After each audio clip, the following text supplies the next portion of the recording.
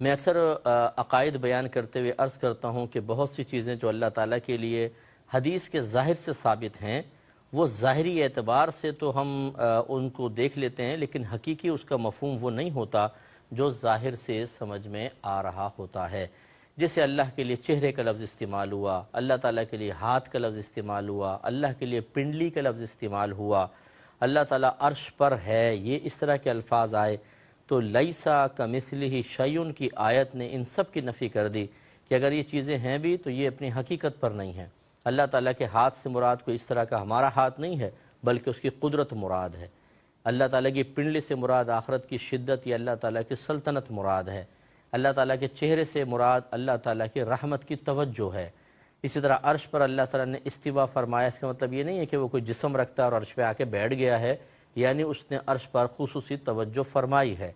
یا جو کہا جاتا ہے اللہ تعالیٰ آسمان دنیا پر نزول فرماتا ہے، تو وہ تو جسمانیت سے پاک و صاف ہے، یعنی وہ اپنی رحمت کو، اپنی توجہ کو اور اپنے بندوں کے قریب کر دیتا ہے۔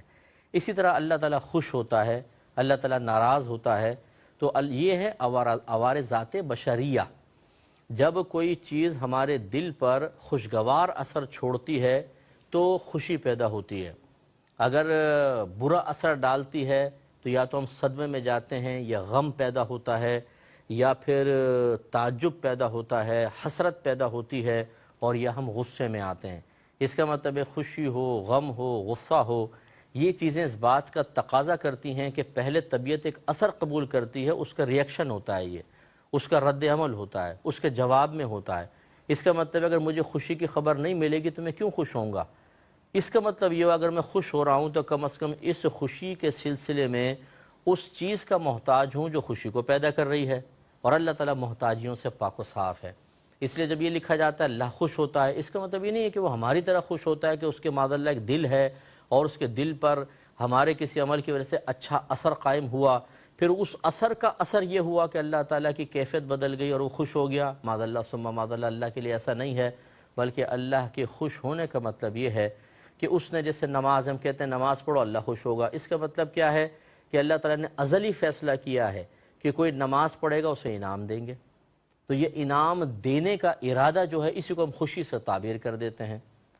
یہ گناہ نہ کرو اللہ تعالیٰ ناراض ہوگا، اس کا مطلب یہ نہیں ہے کہ آپ گناہ کریں گے تو اللہ تعالیٰ کے معاذ اللہ دل پر ایک منفی اثر، ناگوار اثر مرتب ہوگا اور اللہ تعالیٰ پھر ناراض ہو جائے گا یا غضبناک ہوگا یا عذاب نازل کرے گا۔ اللہ اثر قبول کرنے سے پاک و صاف ہے، وہ اس کا محتاج نہیں ہے۔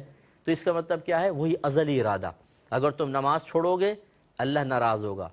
ناراض ہوگا کا مطلب کیا ہے؟ اس نے ازلی ارادہ کیا ہے کہ تمہیں سزا دے گا، دنیا میں دے دے یا آخرت میں دے دے۔ اس طرح کی تعویلیں کرنا ضروری ہے۔ اب آ جائیں ادھر، روزے دار کے منہ کی خوشبو، اللہ تعالیٰ کے نزدیک مشک کی خوشبو سے بہتر ہے، تو کیا اللہ تعالیٰ سونگتا ہے؟ نو، سونگنے سے تو وہ پاک و صاف ہے۔ یہ عوارض ذات بشریہ میں سے اللہ تعالیٰ اس سے پاک و صاف ہے۔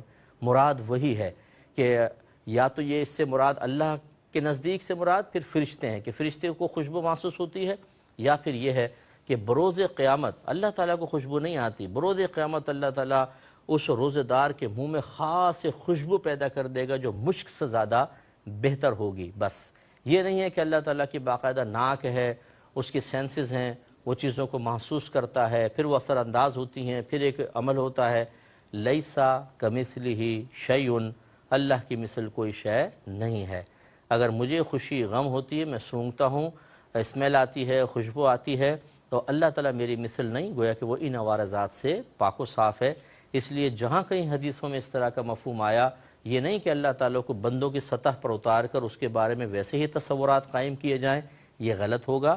اللہ کے لیے جب ہم عقیدے کے اعتبار سے دیکھیں گے تو ان کی صحیح تعویل کرنا ہم پر واجب ہوگا۔